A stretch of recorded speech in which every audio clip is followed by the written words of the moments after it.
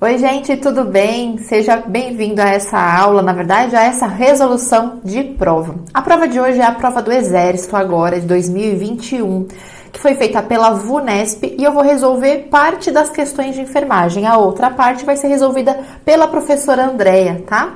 Então, a gente vai começar carona da prova, vou deixar o link aqui abaixo do vídeo com a prova, porque eu te recomendo, ou antes ou depois do vídeo, que você realmente tente fazer sozinho e encare as dificuldades para você correr atrás da teoria, tá? A parte da enfermagem começa lá na questão 21, por isso que eu tô rodando aqui, vamos chegar lá e eu vou procurar deixar grande para você enxergar, para que fique mais confortável, tá? Para que não fique tão ruim, né? Já que a gente sabe que é muita coisa escrita. Deixa eu ver assim. Acho que tá bom, né? Ó, ficou bom para você enxergar. Então vamos lá, vamos começar na 21. Tô com as minhas anotações aqui, bastante coisa para comentar para vocês. Vamos lá. Em uma unidade de terapia intensiva para adultos, entre outros elementos aplicados para avaliação da qualidade, é usado o indicador de incidência de úlcera por pressão. Ok? Mudou a nomenclatura, é lesão por pressão, mas aqui tá como úlcera, tá? Preconizado pelo núcleo de gestão hospitalar. E aí tem uma fórmula, diz assim, ó, incidência da úlcera por pressão é o quê? Para começar, incidência, se você já estudou epidemia, você sabe que são os casos novos, né? Então, em cima, no numerador, número de casos novos de pacientes com essa afecção, no caso, a úlcera por pressão, tá? Embaixo, número de pessoas expostas a um risco acima, tá? Então, embaixo é o número de pessoas expostas ao risco de pressão, a úlcera por pressão, de ter a úlcera por pressão, tá? Então, não é qualquer pessoa, a população embaixo são pessoas vulneráveis ainda que de forma leve, tá? Então, baseado nessa fórmula, nesse entendimento, tem algumas alternativas aqui. Vamos lá. Letra A, denominador. Então, embaixo, né? O número de pacientes novos que apresentam úlcera por pressão. Isso tá no numerador. Embaixo são as pessoas que têm risco, tá? Relembrando aqui a fórmula. Tudo bem? B, numerador, ou seja, em cima. Número de lesões entendidas como modificações provocadas no nível do tegumento por causas físicas, químicas, imunológicas e mesmo desconhecidas surgidas no período do interesse. Em cima é o número de casos novos de úlcera por pressão. Então, não de qualquer causa. Veja que tem uma etiologia essa úlcera por pressão. É por pressão. E aí está dizendo que em cima, no numerador, é qualquer causa. Errado, né? Letra C. Numerador, número de úlceras novas que o paciente vier a apresentar. Ó, úlceras quais, tá? Tem que ser a úlcera por pressão / lesão por pressão, seria o melhor termo, né? Letra D. Numerador. Número de pacientes, avaliados por meio da escala de Brada. Então, a escala de Brada é aquela escala que avalia o risco por lesão por pressão, tá? Apresenta score igual ou menor a 18. Então, é assim a pontuação, anota aí, ó. De 15 a... Essa escala de Braden, ela fala várias coisas. A pele tá úmida, qual o nível de mobilidade dessa pessoa, enfim. Então, vários fatores cuja pontuação aumenta ou diminui o risco dela ter lesão por pressão, tá? É uma escala utilizada, muito utilizada, inclusive. No seu resultado total, tá? A gente tem assim, ó, de 15 a 16 pontos é um risco baixinho. Então, percebe que quanto maior o número avaliado, melhor é o prognóstico, digamos assim. Melhor é o prognóstico, entendendo que menor é o risco de ter essa úlcera, tá? Então, risco brando, 15 a 16. De 12 a 14, ó, baixando, já é um risco moderado, tá? E abaixo de 11 já é um risco severo. Então, ele colocou igual ou menor que 11, aí 18 até, né? Mas o que seria o 18? Abaixo de 16 já é uma possibilidade de ter úlcera por pressão, tá? Ainda que branda. E ele colocou 18, então, errada essa questão. Olha a letra E. Denominador, embaixo, número de pacientes que, avaliados por meio da escala de Braden, a mesma escala, apresenta score igual ou menor que 16. Olha que interessante, 16 é o número máximo dessa escala, então o 18 também estaria fora, tá? Então, 16 é o menor risco, está na escala, mas é o menor risco, é o risco leve, é o risco brando. Mas são pessoas que estão vulneráveis a. Então, o que está dizendo aí? Que embaixo, no denominador, vai estar qualquer pessoa que tenha risco igual ou menor que 16, ou seja, que é vulnerável, ainda que de forma leve, a ter a bendita lesão por pressão. Portanto, a alternativa E. Esteja com a prova em mãos, tá? Facilita. 22. Ao realizar o dimensionamento de pessoal de enfermagem para uma instituição hospitalar com 100 leitos a ser inaugurada em breve, o enfermeiro responsável técnico estabeleceu o IST, o Índice de Segurança Técnica, de 20% em 20%, tá? Primeiro ponto, esse assunto de mencionamento geral, tá? Ele tá na resolução 543 do COFEN de 2017. E ali diz assim no artigo 10, ó, eu vou ler para você, ó. Presta atenção, hein? Ao quantitativo de profissionais, ao total de profissionais de enfermagem, deverá ser acrescido ao IST, ao Índice de Segurança Técnica, no mínimo 15%, aí tá falando 20%, mas ok, porque é no mínimo 15%, dos quais aí ele dá uma correlação. 8,3% seria referente a férias e 6,7% a ausências não previstas. O que você retira daí? Que esse índice, esse acréscimo de pessoal da escala é para cobrir essas férias, que seriam uma ausência prevista, e também as não previstas. Ele ainda fala a correlação comparado ao 15% que ele dá de exemplo, e aí proporcionalmente ao tanto que for colocado a mais, já que o 15 é o mínimo, tá?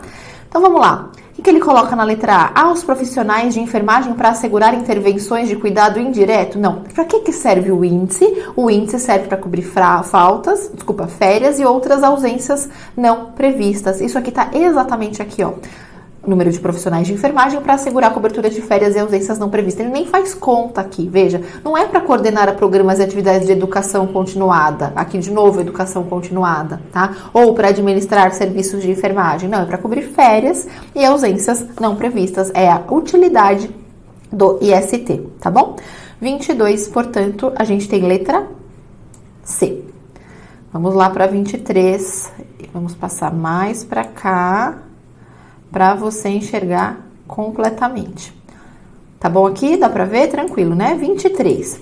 Em uma organização militar de saúde, de caráter hospitalar, os enfermeiros designados para participar da comissão multi-responsável pela programação de materiais utilizados na assistência à saúde estão realizando a descrição de material usado pela enfermagem. Então, essa é a grande palavra-chave dessa questão. Descrever de forma minuciosa, de forma detalhada o material que vai ser usado para enfermagem. E aí tá perguntando o que significa esse termo. Que termo é esse que você faz de forma minuciosa? É uma especificação técnica? É um controle de qualidade? É uma previsão? Prever de quanto você vai comprar, por exemplo? É uma padronização? Gente, a palavra já não precisa quase nem saber nada técnico, né? Especificar alguma coisa é o quê? Detalhar. Eu vou especificar esta blusa. Uma blusa cinza, ela é toda rajadinha, não dá pra ver aqui na câmera, engana, né? Ela é toda rajadinha, riscadinha, ela tem um tecido X, ela tem uma abertura frontal. Eu estou especificando a blusa que eu estou usando. É a mesma coisa, tá? Então, especificar é detalhar exatamente o que está no enunciado. Isso é definição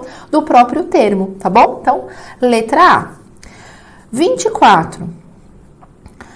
Ao receber um plantão, o enfermeiro foi informado de que um homem, 73 anos, primeiro dia de pós-operatório de gastrectomia, estava recebendo infusão de papa de hemácias a 20 minutos por via periférica exclusiva. Então, estava lá recebendo sangue, tá bom. Ao verificar os sinais vitais, cerca de 30 minutos após o início da transfusão, constatou o quê? Febre, 38,4. Febre, tá?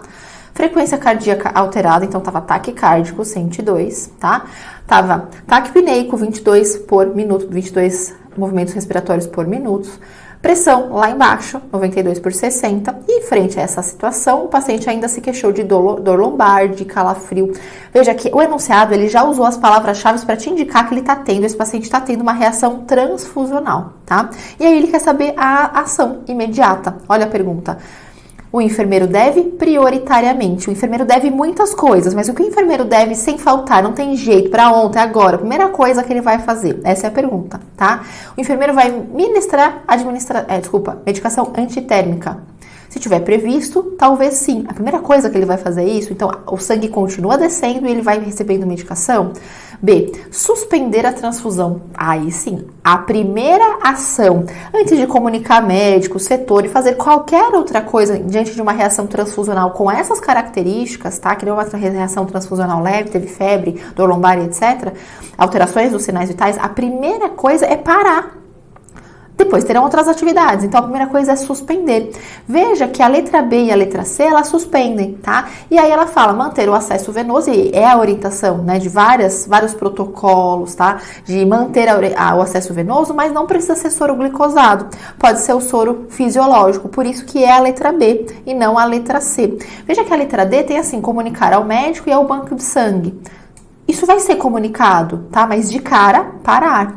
E aí a letra E, repetir a avaliação de sinais vitais em 15 minutos. Ou seja, segue o barco, fica olhando o paciente passar mal e a cada 15 minutos você verifica, nada a ver, né? Então, letra B, grava. Primeiro ponto, parar e manter o acesso. E aí você vai, lógico que vai comunicar, mas a pergunta era o que se faz de forma prioritária, tá bom? E vamos para a próxima aqui, ajeitando a tela. Essa aqui tem desenho, clássica da prova da VUNESP. Observe essa figura aqui. Então, tem ali os pontos de ausculta. Então, a gente tem aqui, ó, se você quiser, se você tiver com a prova na mão, vai anotando, tá? A gente tem aqui, no ponto A, lembrando que a figura é sempre espelhada, né? Então, a gente tem aqui o lado direito. No ponto A, a gente tem o foco aórtico, o B, o pulmonar, o C, tricúspide e o D, mitral. Tá bom, mas não é isso que ele tá pedindo, não. Tô só te acrescentando porque vai fazer parte da resposta, né? Na verdade, só que em forma de letra mesmo. Ele nem pediu o nome, tá? Legal.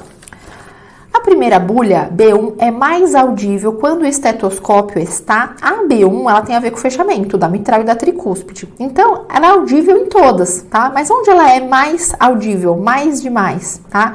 Ela é mais audível aqui, nessas duas de baixo. Como que chama essas duas de baixo? A tricúspide e a mitral. Você tem que gravar. Tem que imaginar o coração aqui e o fechamento das válvulas, tá? Mitral e tricúspide. Se você gravar a localização desses pontos, a nomenclatura, né? Aórtico, pulmonar, tricúspide e mitral, já é um grande ganho para muitas provas, tá? Mas o que é mais pedido é a B1. Já vi em várias provas, inclusive a VUNESP já pediu mais de uma vez, tá? Então grava a B1, ela é mais bem auscultada, não é que ela é inaudível nas demais, na C e na D, na tricúspide e na mitral, tá bom?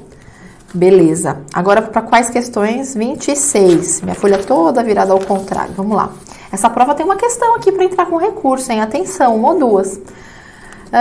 E se você está assistindo esse vídeo depois da época do recurso, enfim, não te interessa o recurso, observa que mesmo que você não encontre o gabarito, porque não tem ali, né, o recurso não saiu, não é o que te interessa no momento, entenda que é normal, que é um objetivo seu. Quando acaba a prova, não é acabou, não. Quando acaba a prova, vem a luta de caçar ali pelo novo de algum jeito para você tentar anular algumas questões que você errou. Ver se realmente você errou porque não sabia ou se há algo que você pode fazer ainda para ganhar algum ponto, tá?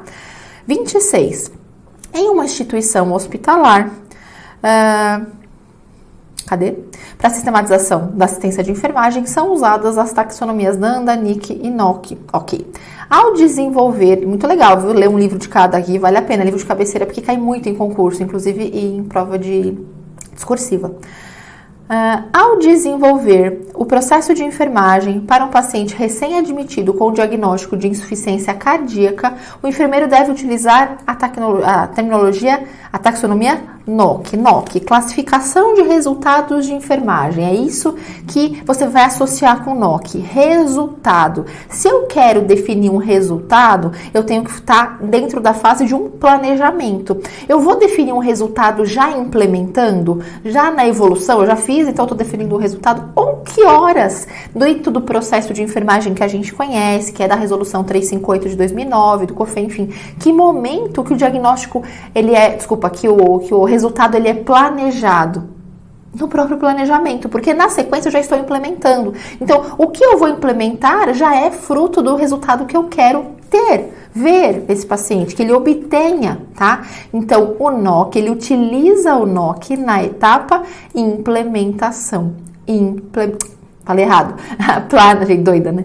Planejamento. Eu planejo os resultados, associa NOC com resultados. Eu planejo os resultados na própria fase planejamento para quê? Na fase seguinte eu as implemente, depois eu possa, na fase de avaliação, né, que aqui nem seria evolução, seria avaliação, se a gente fosse falar em fase, né, em etapa, na avaliação eu avalio os resultados obtidos para mudar ou não a minha conduta. Tudo bem? Então, é no planejamento. E vamos para 27, que tá aqui em cima. 27, vamos lá. Frente a um paciente recebendo nutrição enteral com fórmula de alta osmolaridade, o enfermeiro deve estar atento à ocorrência de dumping, tá? Dumping, aquela liberação de insulina, aquele esvaziamento gástrico rápido, tá? Que aí chega no intestino delgado um monte de partículas, enfim, dá essa sensação toda, que é exatamente isso que ele está perguntando aqui. Quais sensações estão envolvidas com o dumping? Dumping é muito comum para quem faz cirurgia bariátrica, né? Quais sensações o dumping causa? Ah, eu tô com dumping, o que você tá sentindo? Em geral, cólica, um abaulamento, uma náusea, um desconforto gástrico intenso, tá? Uma confusão mental em última instância, isso é grave, tá? Porque aparece aqui nas alternativas, mas é sabe aquele mal-estar geral? Sudorese, taquicardia, uma sensação de plenitude, vômito, náusea, é aquele mal-estar geral, tá? Inclui sudorese, tá? Inclui náusea. E com relação à diarreia, uma diarreia osmótica. Grava isso para prova. Isso cai tudo igual. O que ele está pedindo aqui nessa questão? Qual é a sensação? Quais são os sinais e sintomas? E qual é a conduta, no caso de prevenção? Por causa que ele coloca aí a letra P, tá? Letra A. Náusea, vômito, distensão, eructação, constipação. Desculpa. Foi para B. Plenitude, náusea, cólica, tontura, diaforese, uma sudorese intensa, tá? Diarreia osmótica, tudo isso tá dentro. Ok, vamos ver, antes de ver a conduta, tá? Olha a B. A B, ela fala de constipação e a gente tem diarreia, tá? A C, cadê? A C, ela fala sobre os sinais e sintomas, tá ok. Veja que nem todas colocam todos, né? Mas colocam parte, tem que estar coesa. A letra D coloca constipação de novo, não daria, tá? A letra E, cadê? A letra E coloca hipertermia, não dá febre. Então, a gente tem A e B com relação a sinais e sintomas, tá? Vamos continuar aqui na letra A. Quais seriam as medidas de prevenção? Iniciar a administração da fórmula de alta osmolaridade. Veja, não é que a alternativa está escolhendo utilizar uma fórmula de alta osmolaridade, é porque no enunciado fala que é essa a fórmula que vai ser utilizada, tá? Então, ele está só reproduzindo. Aí a velocidade importa. Essa dieta de alta osmolaridade, que já vai na prevenção de dumping, pensando nessa prevenção, onde eu tenho um esvaziamento gástrico muito rápido, se eu administrar com velocidade reduzida, eu diminuo a possibilidade disso acontecer. Então, essa é a orientação da letra A. Administrar em baixa velocidade e esse aumento da velocidade de forma muito gradual, observando a sintomatologia. Faz tudo a ver. A outra que a gente ficou em dúvida foi a C, onde os sinais e sintomas ok, mas olha só, a conduta de prevenção, administrar em bolos é muito mais rápido, concorda? Do que administrar por via gravitacional mesmo, mas em baixa velocidade, aumentando aos poucos. Portanto, a alternativa A para nós, tá? E vamos para essa questão aqui. Essa questão aqui, ela é passível de um recurso. Por quê? O que ele traz aqui? Ele traz posicionamento de uma colostomia, tá? A foto, o nome desse posicionamento e a característica das fezes, se a colostomia estiver nessa localização, tá? Observa que tá assim, ó, A, B, C e D, as fotos, legal. Depois, aqui tem outra sintomatologia, tá? Aqui tem outra simbologia. Agora, olha aqui, ó, 1, 2, 3 e 2. Aqui era para ser 4, tá errado. Ah, não sei porque não tá indo aqui na imagem, porque ele não é negritável. Aqui, ó, onde eu tô passando o mouse, nas fezes semiformadas, o número tá errado, tá? É uma sequência que eu vou ter que correlacionar. 1, 2, 3 e aqui era 4, tá? Então, no próprio gabarito que saiu, já vem anulado. Mas vamos fazer, tá? Essa questão aqui. Bom, o que a gente tem aqui? Para começar, ó, a gente tem porções do colo para ter os devidos nomes. Então, colostomia ascendente é na porção ascendente, seria essa daqui, tá? Colostomia transversa, no transverso, aqui, tá? Colostomia descendente, aqui, no descendente, e sigmoide, nessa imagem aqui, no sigmoide, tá? Na região sigmoide. Então, a primeira, você já mata aí, tá? Você já mata correlacionando a imagem com a denominação. E aí, vem a questão das fezes, tá? Para te ajudar a não ficar memorizando nada, né? Quanto mais no final da porção do intestino, mais as fezes são formadas. Então, fezes formadas vai vir aqui no sigmoide, né? E as fezes mais líquidas, né? Mais fluidas, vai vir na primeira porção, que é no ascendente, tá? porque é o extremo ainda que está se formando o bolo, tá? No descendente, cadê? Semiformadas, ou seja, quase formadas, tá quase chegando no sigmoide, tá? E, portanto, sobrou as não formadas aqui no transverso. E é essa correlação que você tinha que fazer, mas por causa desse erro aqui, onde aqui deveria ser o número 4, a questão foi anulada. Mas só para você entender e poder estudar também por esse tipo de assunto, tá bom? Questão 29. Vamos lá. Deixa maior de novo, que eu acho que fica mais confortável para você estudar. Se é que você tá me vendo, né? Porque eu estudava muito sem ver a professora, eu só escutava. E é por isso que muito em breve teremos um curso em áudio, porque é uma praticidade muito grande. Depois você vai no seu banco de questão e você descasca de fazer questão e você passa sim. Aguarde. Questão 29. A S, uma mulher de 58 anos, passou por mastectomia direita com esvaziamento axilar e dreno de sucção portátil lá na mama, recebeu alta. Ao ser orientada pelo enfermeiro a respeito dos cuidados a serem observados no domicílio, mostrou-se muito preocupado com o cuidado com o dreno normal, né? E aí, conforme Brunner e pra lá, esse livro é livro de cabeceira assim, não tem jeito, cai pra caramba, tá? O enfermeiro deve, entre outras orientações, dizer, esclarecer que o dreno ele vai ser removido num determinado momento, numa determinada situação. Então vamos ver qual que é esse momento. Quando o líquido da drenagem passar a ser seroso. Olha só, líquido seroso é um bom sinal, porque no começo ele é mais sanguinolento, né? É muito bom que ele não tenha pus, que realmente, né, que aquilo fique seroso com o passar do tempo. Mas o aspecto em si, ele não vai determinar sozinho a retirada, porque eu posso ter um líquido seroso, de aspecto seroso, mas num volume muito grande, né? Isso, se eu tirar, eu vou fazer uma coleção local, tá? Então, letra A, não. Letra B, 10 dias após a cirurgia. Veja, é uma data muito cravada, isso varia de paciente para paciente. Por exemplo, o paciente que faz tiroidectomia, que fica com o dreno, geralmente uns 2, 3 dias. Pode ser que tenha paciente que fica 4 ou 5, então eu não posso determinar um dia exato, que vai depender da evolução individual. Letra C, quando o débito é inferior a 30 ml em um período de 24 horas. Tá aqui a nossa resposta, tá? Ou seja, é um volume muito pouquinho, onde o organismo é capaz de exercer a sua própria absorção no período de 24 horas. Então, não existe um tempo marcado, um dia, 2 dias, 10 dias, mas existe um volume, um corte de volume em que isso determina, sendo que outras características também estão de acordo, né? Enfim, é 30 ml, mas é 30 ml seroso em geral, né? Não são 30 ml cheio de pus, etc. Até porque quando tá cheio de pus, geralmente tem um volume muito maior, então uma coisa casa com a outra, tá? O volume, ele é determinado, ele é determinante, aliás, para retirada. Tudo bem? Letra C. Letra D, 14 dias após a cirurgia, mesma coisa, data marcada, esquece, tá? E aí fala quando o débito é inferior a 100, 100 ainda é bastante, tá? Para 24 horas, então o corte é 30, beleza? A alternativa, portanto, letra C. Questão 30. Após a avaliação desse homem de 72 anos, teve um diagnóstico de AVCI, acidente encefálico isquêmico confirmado e considerado pela equipe médica como elegível para terapia com ativador de plasminogênio tecidual. Tá?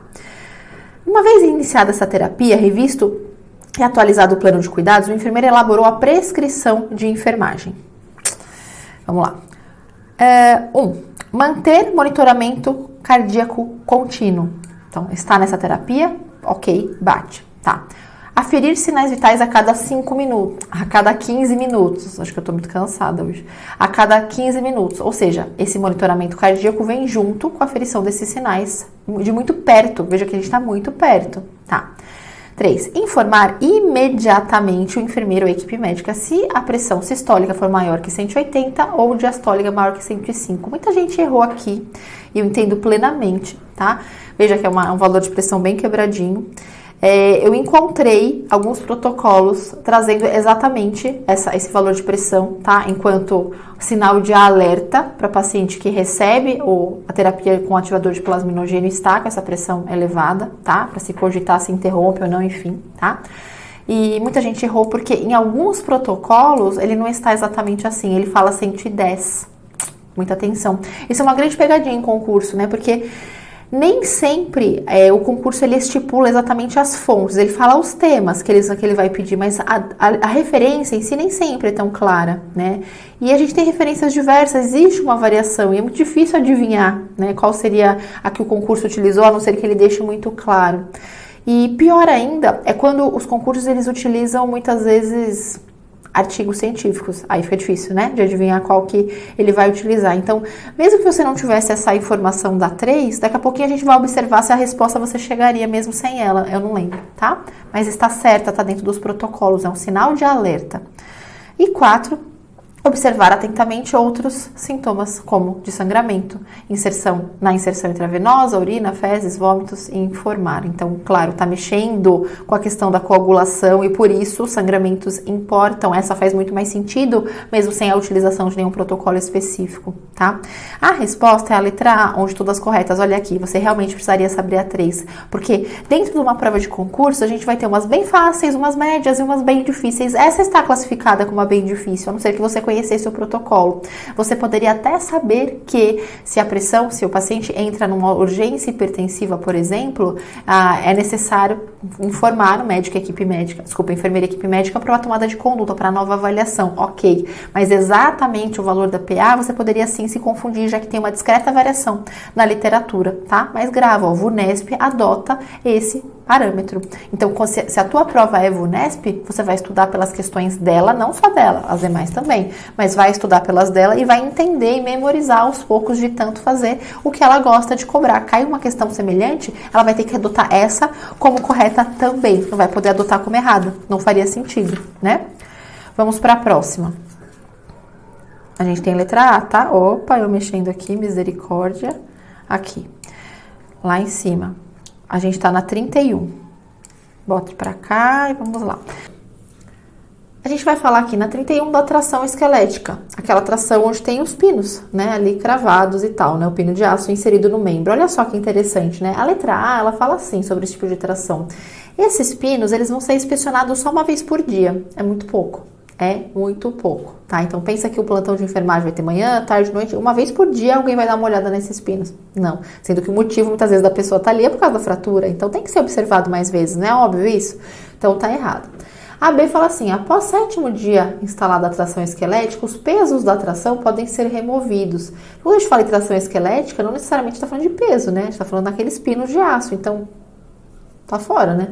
Outro ponto é, ainda que tivesse os pesos pendurados, como em outras trações que nós temos, cutânea, etc., tem a questão desse corte do dia, né? Tal dia faz isso, sempre, para todos? Não, né?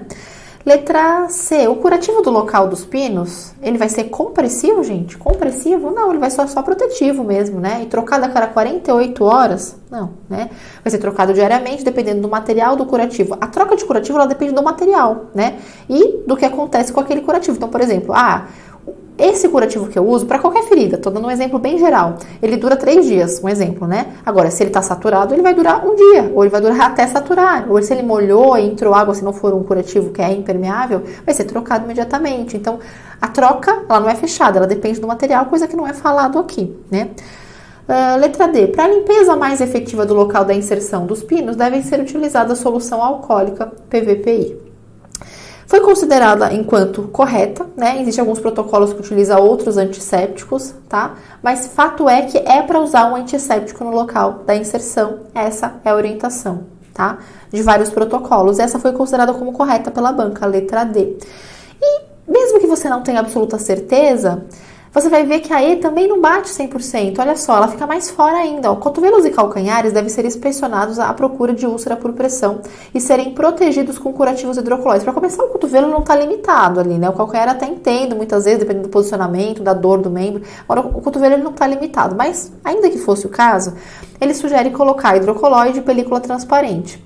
Ele não sugere mudar decúbito, ele não sugere usar coxim, que seriam coisas muito mais óbvias antes da proteção, tá? Então, a letra E, ela peca muito mais, portanto, letra D. Foi o gabarito que a banca colocou até o presente momento.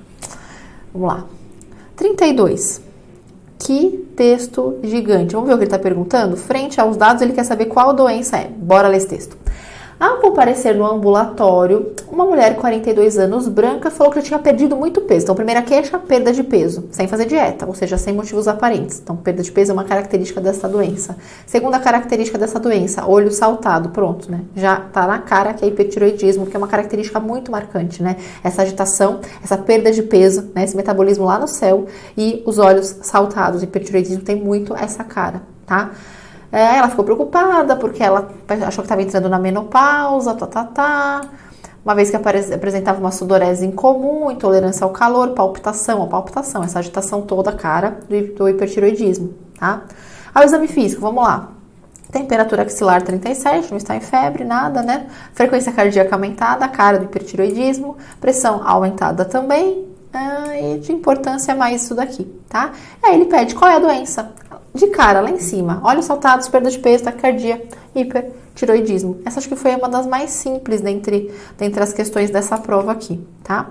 Nós vamos agora, isso, muda a tela no meio do bagulho. Aí, pensa que agora não achei a prova. Não vou editar não, tá? Senão não dá tempo de fazer o próximo vídeo. 34, pronto. Eu e o Canvas, ó, ali o dia inteiro. 34. 33 primeiro, né? 33. A lista de verificação segura da OMS, do programa Cirurgia Segura Salvam Vidas, desenvolvidas para ajudar as equipes cirúrgicas a reduzir a ocorrência de danos, consiste em um checklist. Então, cirurgia segura salvam vidas, aqui está focando no checklist de verificação de segurança a ser aplicado em 3 momentos. Então, vamos comentar alguma coisa aqui, ó. Então, a gente tem a verificação, né, antes de acontecer a cirurgia, uma etapa de verificação, então paciente certo, local correto, marcação, etc, tá? Marcação, ela vem às vezes como uma etapa chamada lateralidade e às vezes vem junto nessa etapa de verificação, depende um pouco, tá? Se bem que aí tá falando da OMS, já tem a fonte, mas existem alguns autores que separam, a maioria das vezes elas estão juntas. Fase de preparação, é o paciente mesmo, é a cirurgia mesmo, é o membro mesmo, então essa marcação toda, tá? Num outro momento, é uma fase chamada pausa cirúrgica, tá? É uma breve pausa antes da cirurgia para fazer essa confirmação tudo de novo. Então, o interessante de novo, porque uma coisa é lá no começo, na hora que tá internando de repente o paciente, na hora que tá indo pro centro cirúrgico, na verdade, né, admitindo, etc. Outra coisa é uma pequena pausa antes de seguir fazendo essa conferência, tá? E aí ele quer saber o que vai verificar. Então vamos lá. Se o paciente possui alergia conhecida, isso já foi falado lá atrás, deve estar destacado lá no prontuário, né? Se o local da cirurgia está marcado, quando se aplica, até faz parte, mas isso aqui vem junto com outras coisas. A contagem dos instrumentos, não, a gente tá falando que é antes da cirurgia, né? Ou antes, a contagem dos instrumentos geralmente é depois, né? Pra ver se não tem nada, campo, etc. Faltando. D. O cirurgião, o anestesista e o enfermeiro confirmam verbalmente paciente, local e procedimento. Então, veja, local entenda também como lateralidade aqui, tá? Local é perna, mas não é perna direita, né? Então, inclui a lateralidade junto nesse local. Então, é uma pausa, isso se trata de uma pausa de dados que já foram confirmados, lógico, quando esse paciente adentra e é admitido no centro cirúrgico, mas é uma breve pausa exatamente antes de começar a cirurgia, feita pelos profissionais que atuam ali diretamente. Isso é o tempo de preparo, tá bom? É letra D. E aqui tá só falando se o oxímetro dele tá funcionando. Misericórdia, nada a ver. Questão 34 foi um tanto polêmica, tá? Tem aqui já uma resposta pelo gabarito, mas a gente vai comentar algumas coisas aqui. Vou dar minha opinião sobre ela. No que diz respeito às medidas de prevenção de controle de infecção do centro cirúrgico, vamos lá. Entre outras situações, as luvas calçadas no início do procedimento devem ser trocadas de 90 a 150 minutos, caso não ocorra outro motivo para que haja sua substituição imediata. Trocar a luva durante o procedimento é algo descrito em várias literaturas. Acontece que existe uma grande variação, tá? E aqui ele foi considerado como errado exatamente por isso, né? Então, 90 a 50 minutos pode parecer um intervalo razoável, tá? Mas alguns protocolos colocam no máximo 120 minutos. Eu coloquei, se for uma cirurgia ginecológica, eu anotei aqui digestória, torácica e tal. Coloca menor que 90 minutos se for oral e etc. Menor que 60 minutos se for oftálmica. Então, existe uma variação de orientações, que também varia de literatura, de protocolos ali discretamente, e não é assim tão fechado. Por isso, letra A tá errada. O grande problema é que a banca considerou como certo, né? Veja que tem um intervalo, mas existe uma variação, né? Então, se eu tivesse errado essa questão, eu ia levantar esses artigos, enfim, protocolos que trazem essa variação, né? De locais de nome, de renome, né? Não é um blog, entende? E ia tentar jogar para ganhar o meu ponto de volta, mas a A foi considerada quanto correta, tá? Letra B. É a correta mesmo que ela está pedindo. Letra B. As luvas cirúrgicas, quando escorregadias, devem ser limpas ou friccionadas pelo cirurgião com gás embebida com soro ou água bidestilada, sendo desnecessária sua troca. Então, se está toda suja, escorregadia, vai ser feito o quê? A troca, né? Então, errada. A letra B não tem jeito. Letra C. Aqui eu também fiquei bem na dúvida quando eu estava realizando a correção, porque a presença de pelos na área do sítio cirúrgico exige a realização da tricotomia. Até aí tudo bem, a tricotomia é feita se necessário, tudo bem. Que deve ser realizado imediatamente antes do paciente ser encaminhado ao centro cirúrgico. Muitos locais colocam realmente assim, imediatamente antes, mas tem alguns protocolos que colocam em tempo de até 2 horas, né? Imediatamente antes é agora, vai ser feita a cirurgia agora. Eu entendo assim, eu interpreto assim, é possível se interpretar assim, né? Então imediatamente antes, agora, 10 minutos vai acontecer a cirurgia. Passando um avião aqui, não sei se dá para ouvir. Agora, algumas referências trazem no intervalo de até 2 horas. É quase imediatamente antes? Pois é, não é idêntico, né? Então ficou essa grande dúvida na hora que eu estava corrigindo, comentando a prova antes de sair o gabarito, porque a letra A tinha protocolos que também variavam, essa letra C também dá para interpretar de 2 formas diferentes. Eu marcaria essa C com mais certeza, né? Porque eu falo, lá em cima tá cheio de protocolo que varia esse tempo de troca de luva, mas a banca considerou a A. Eu não sei o que vai acontecer depois de recurso, que a galera vai entrando, porque nesse momento que eu estou gravando, o gabarito acabou de sair, tá? Mas fica para estudar, fica para entender que a banca VUNESP pegou nesse ponto fraco e vale a pena saber a conclusão disso na sequência, tá? Só que essa tricotomia, a orientação unânime é que não se use lâmina, e aí a letra D ele coloca lâmina, então errada, não tem como. E letra E, considera-se estéril a área do avental cirúrgico na parte frontal da linha que vai até o pescoço à barra. Veja, estéril é o que está aqui, ó, em cima do campo cirúrgico, né? Aqui não dá pra ver minha barriga, mas em cima do campo cirúrgico. Abaixo, o que já está encostado para baixo, não vai estar mais estéril, tá? Então, atenção a isso. Aí ele coloca como seu avental até lá embaixo na frente, coisa que fica embaixo da cama, inclusive, né? Continua estéril. E não, a gente vai considerar o tórax, né? Até a parte que se une com o plano cirúrgico, tá bom? Então, é a letra A, but... Letra C, aí fica para pensar, caso você tenha errado, né? Quando a gente não erra, a gente fica bem quieto, a gente não fala nada e aproveita o nosso ponto, torcendo para que ninguém entre, e essa é a vida do concurseiro, né? 35. Ao elaborar um POP relativo ao carregamento de equipamentos de esterilização por vapor saturado sob pressão, ou seja, autoclave, o enfermeiro deve saber que, vamos lá, já os cálices e frascos devem ser dispostos em posição vertical na câmara interna do equipamento, encostado na parede. É aí que cagou a resposta, tá? Não é para encostar nada nas paredes, portanto, errada. Letra B, a gente está procurando a correta. Líquidos devem ser esterilizados apenas em ciclos compartilhados com materiais de densidade. Então, eu não posso esterilizar líquido onde só tem líquido? Ao contrário, né? Errada. Letra C. Produtos de saúde côncavo-convexos devem ser colocados dispostos na posição vertical, exatamente, na câmara interna do equipamento, por causa da conformação, tá? Vai penetrar melhor o calor. É a letra C a nossa resposta. D, produtos para a saúde confeccionados em cerâmicas e motores blindados, tire esse não, e essa é a correção, podem ser esterilizados em equipamentos de autoclave. Então, pode pôr na autoclave cerâmica e motores blindados? Pode, tirando esse não, tá tudo certo, tá? E aqui, a gente tem a capacidade geralmente de 75% a 80% o limite da autoclave, 90% tá praticamente lotada, não vai circular calor quente nenhum ali dentro, tá? Errada também, nós já estamos na 36, nós vamos até a 40. Ao receber o plantão, o enfermeiro foi informado de que o homem de 62 anos, que tem câncer de pâncreas, estado terminal, estava recebendo analgesia e sedação por via periférica, e apresenta anorexia, anúria, sonolência, alternando com agitação. E aí, notando que ele está sonolento, também com congestão respiratória, qual é a conduta aí? Vamos lá. Aqui também causou uma certa polêmica, né? Colocar o paciente em Trendelenburg, cabeça para baixo ali, né? Cabeça mais baixa que as pernas, vai melhorar a congestão? Vai piorar a congestão, né? Realizar a aspiração profunda nas vias aéreas e prescrever a sua realização a cada hora. Qual é o problema disso aqui? A cada hora. Muitas vezes o paciente pode não estar precisando da aspiração naquele momento e está prescrito para ser a cada hora. Não, né? Reduzir a velocidade da administração da sedação e administrar oxigênio por catéter de alta vazão. Veja, catéter nasal, ele nem suporta alta vazão. Então, errada também. Letra D. realizar nebulização com soro fisiológico e após 15 minutos realizar aspiração profunda das vias aéreas superiores. Aqui também foi uma grande discussão entre a D e a E.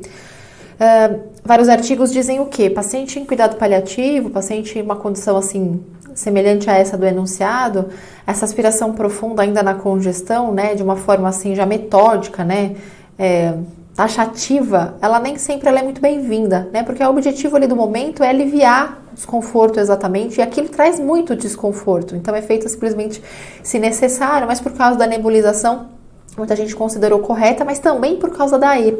Dá uma olhadinha na E, que foi a resposta correta, tá? A não ser que eu entre com algum recurso até após, né? Elevar a cabeceira do leito, ok. Posicionar o paciente em decúbito lateral, isso as pessoas ficaram muito em dúvida, né? Bom, eu levei a cabeceira e agora eu posiciono o paciente em lateral com a cabeceira elevada, não parece muito anatômico o negócio, né? E aí, mas o final foi o que muita gente ficou em dúvida, e eu acho também que foi mal escrito. E providenciar a prescrição, a administração de medicação anticolinérgica. Não é pela medicação, mas esse providenciar a prescrição, como se estivesse na mão do enfermeiro, essa providência, ficou um pouco fora da nossa dinâmica profissional, né? Ficou meio mal escrito. Então, muita gente ficou entre a D e a E, né? Tentando encontrar qual era a menos pior. A banca considerou como a E. Mas atenção, a mesma coisa. Se você errou, entre com o recurso com essas condições, com essas características. Na letra D, colocando a aspiração profunda como uma coisa metódica, não muitas vezes adequada para esse tipo de paciente, né, que ultrapassa ali o aliviar a congestão, mas traz bastante desconforto também, então a aspiração realmente só se necessário e tal, né, porque às vezes o posicionamento e a administração de medicações ali de acordo com a quantidade de líquidos que esse paciente tá já aliviaria, e depende, né, tá meio taxativo, e a letra E por causa da providência da administração, veja, ficou um pouco fora da nossa atividade profissional também. Atenção, foi letra E, tá? E agora a gente vai para a questão 37 já. Passa tão rápido, né? Questão 37. Eu não vou ler a história aqui, mas diz que ele teve uma parada. Iniciou-se ali no indivíduo, no jogador, as compressões cardíacas, tá? E conforme a American Heart Association 2015, atenção, né? A gente já tem o protocolo de 2020. E aí, isso serviria como recurso?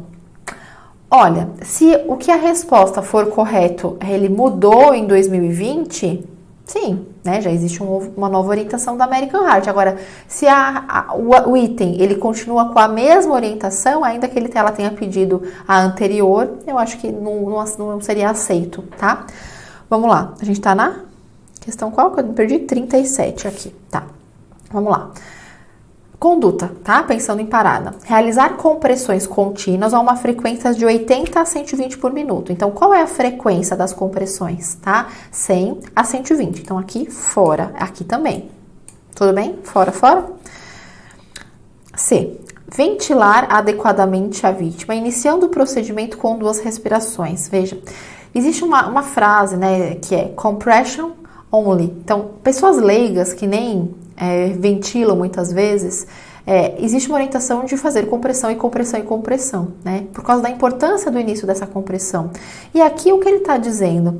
Ele até fala das 30 compressões, né? Ele fala 2 respirações, ele fala, né, o 32. Poderia até parecer que está correta, mas não se inicia ventilando, se inicia fazendo a compressão, né? Enquanto o DEA não chega no caso, né? Então, comprime, ventila, não é ventila, comprime. Então, é importante primeiro comprimir. A D, fazer compressões torácicas de 100 a 120, perfeito, simples, a pergunta bem direta, né?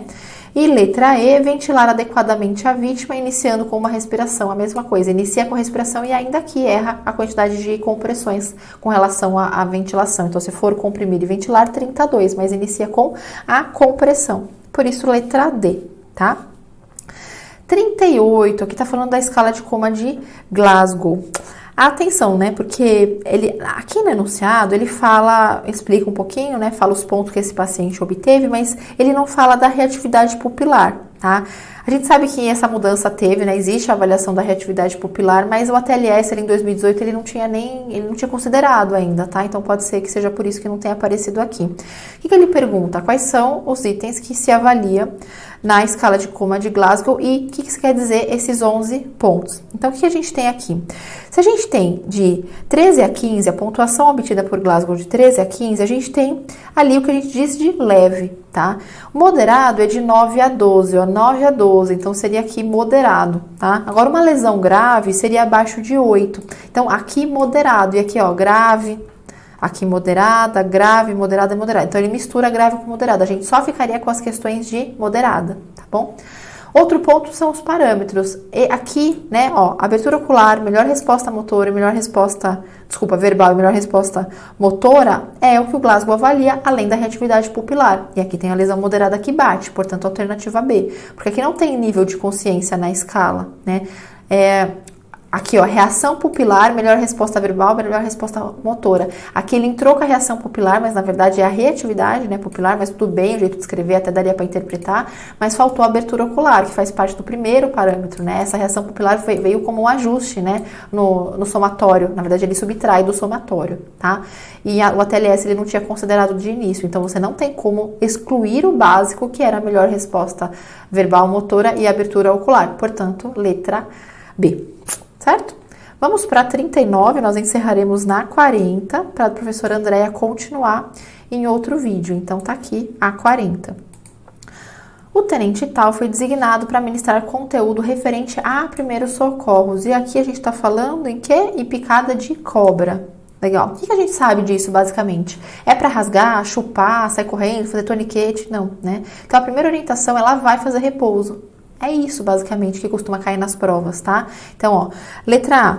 Deve ser aplicado compressa de gelo no local. Aqui. Deve ser aplicada compressa de gelo no local da picada por 15 minutos em intervalo de 10 em 10 minutos.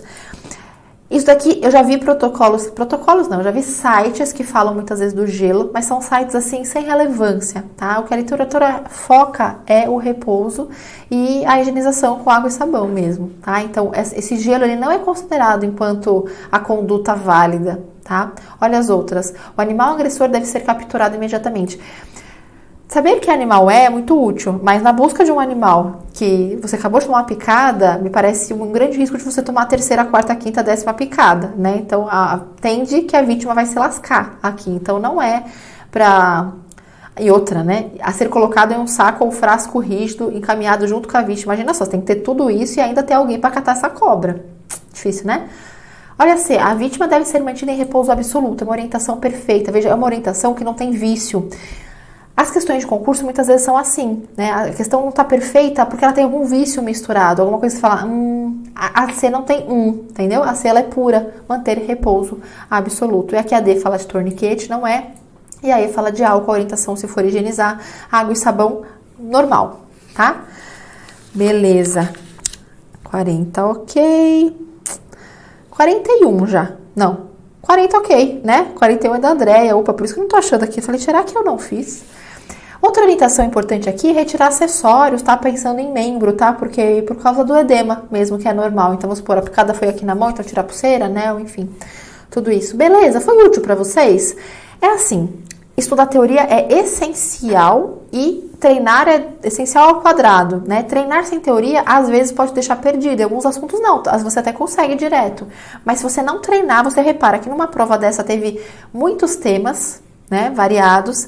Temas que estavam no edital e não caíram. Então, essa percepção de prova você vai adquirindo conforme o tempo. E o nível, né? Questões fáceis, médias, impossíveis, é assim mesmo. Questões polêmicas, faz parte de todas as provas, né? Não vamos ficar no país de Alice, né?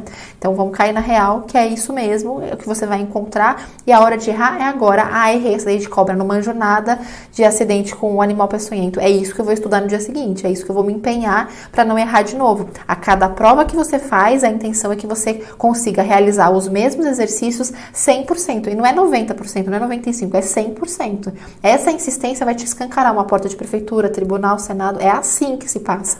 É encarando bem de frente os seus erros e tocando o barco com estudo. E muito estudo para absorver aquele conteúdo que, sim, é muita coisa, é uma coisa que você acha que não vai dar, mas dá, tá? Vai por mim. Não só eu passei, muita gente passou, é na insistência e é a desistência de muitos que ajuda a gente a passar. Então, não seja essa pessoa que desista, ao contrário, seja essa pessoa que fica ali, firme e forte, aguardando a sua oportunidade. Aguardando não, fazendo por essa sua oportunidade de chegar na sua vida, tá bom? Um grande abraço, aguardem, porque logo logo teremos nosso curso em áudio, tá? Faço mentoria se você precisar, corrijo discursiva também. Meus cursos, por enquanto, estão de forma completa lá no Direção Concursos, tá? Ali é formado por PDF e vídeo, tá? Completinho, filezinho, tá bom? Grande abraço, se inscreva, compartilhe esse vídeo, me ajuda a explodir esse canal, que vai ser muito útil para todos vocês. Beijão, até mais!